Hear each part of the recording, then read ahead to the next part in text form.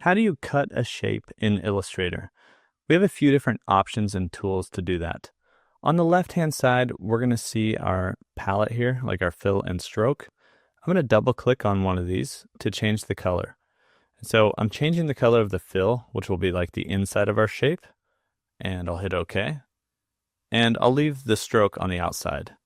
And then I'm going to select one of our shape tools, like for instance, the rectangle tool. You can click and hold and select any other shapes. So I'll just grab the rectangle tool and I'll click and drag to draw a rectangle.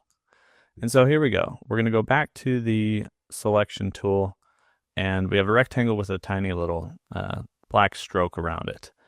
So if I were to cut this shape, I can use a few different tools like the Pathfinder Options. I could use the Shape Builder tool. I could also just mess with the anchor points of the shape. So every shape is made out of anchor points, and those anchor points can have curves like in a circle, or they can just be no curves or no handles, as we call them, and they could just be like a square or any other shape like that. And so this shape has anchor points on the corners. And so if we select a tool like the Pin tool, we can see those anchor points, and we can actually subtract anchor points. So you can see when I hover over it, the little minus option allows me to delete an anchor point. I'm going to undo that with Command or Control Z. I can also add anchor points. So if I wanted to add an anchor point somewhere, I'll zoom in for you a little bit here. I could add an anchor point maybe right in the middle of this shape, as long as the shape is selected already. And now we have another anchor point here. I could also add one down here, for instance. And then we have two, right? Okay, so what we can do here is cut our shape at these anchor points.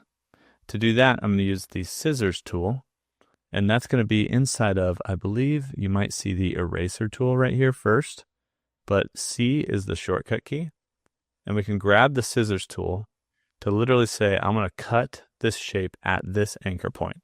So I'm going to click on that anchor point, and I'm also going to click on this one down here. And now if we go back to our selection tool, shortcut key is V, I can actually pull this shape apart, and we've officially cut our shape in half. And I believe that you can do that maybe not even on anchor points as well.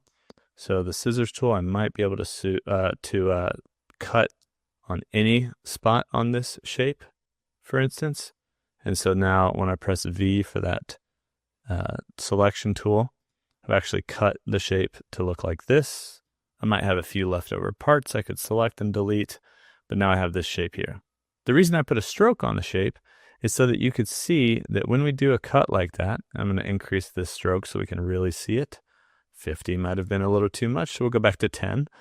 But when you cut the shape, it loses the stroke for the spot that you cut it out on. And so we would use the Pin tool again to kind of go back and connect these 2 points if you want the stroke on those 2 points. So there's a little slash on my Pin tool icon. I can click on that anchor and then connect it to this one, right? So now if you wanted the stroke around the whole thing, you could have that, or you could just remove the stroke by clicking on the stroke swatch and clicking on the None option here. So you don't have to have a stroke on your shape. But that's one way to quite literally cut shapes. Now another way is to use other shapes to cut out your shapes.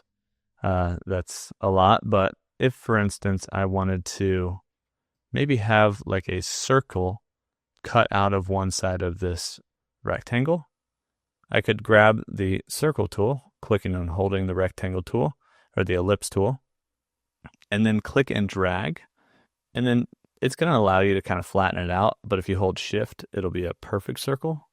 So if we draw a big old circle like this, and then we press V for that selection tool and kind of drag it around, maybe I wanted to cut out this arc from this shape.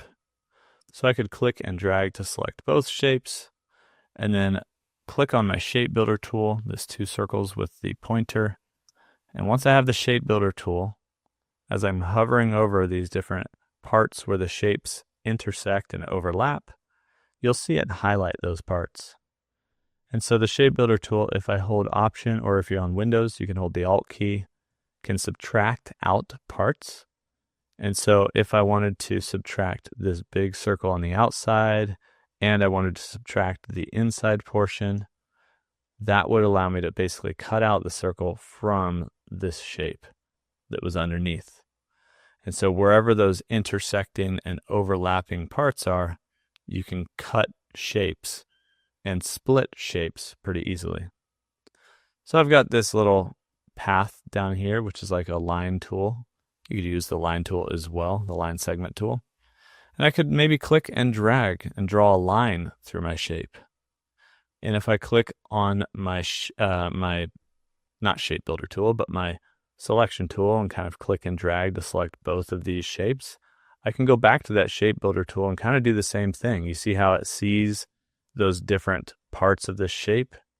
I can actually split this shape into two if I wanted to, just by clicking on one side. So if I click, it kind of adds a shape. Now the reason that it removed the red was because that's how my swatches were down here. So I'm going to press Command or Control Z to undo that really quick. And then what I would do is select this shape first, and then click and drag to select both. And now if you use the Shape Builder tool, you should see the swatches of the shape you selected first. And so now if I click on this, it'll apply those swatches while it splits the shape from this line that we drew. So once again, selection tool, kind of click off and then click back on, and you'll get just this side of the shape and this side of the shape, and you see those two are split. So there's lots of different ways to cut out shapes here.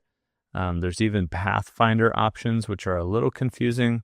I would say the Shape Builder tool is easier to work with, where you can kind of add or subtract shapes from each other. But the Pathfinder allows you to basically do the same thing as the Shape Builder. So let's get that circle again, and we're just going to draw a circle here.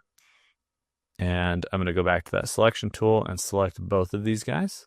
So you see we have two overlapping shapes, and Pathfinder might show up over here in your properties panel. You can also go up to the window drop down and find Pathfinder right here. So that should pull open its own window. It may have more options that you don't see. So you can click on these three dots if you don't see all of these shape modes. But either way, you have these different shape modes. So you can actually merge shapes or unite them. So if I click on this guy, those two shapes are now one shape. So you can actually add shapes to each other. I'm going to back up really quick and undo that. You can also minus the front. So if we click on that, it will basically subtract the front shape from the shape that's underneath it. So that's kind of like that Shape Builder tool that we just used to get the circular cut out of a shape. And then you have other options too of like intersect. So that just leaves you with the shape that is intersecting between two.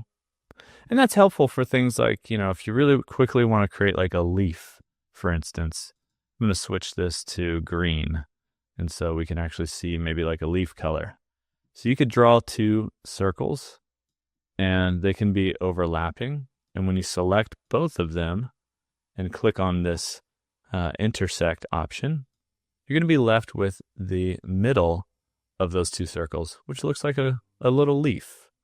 And you could rotate that around and really quickly create different shapes without having to actually draw them with the pen tool, for instance.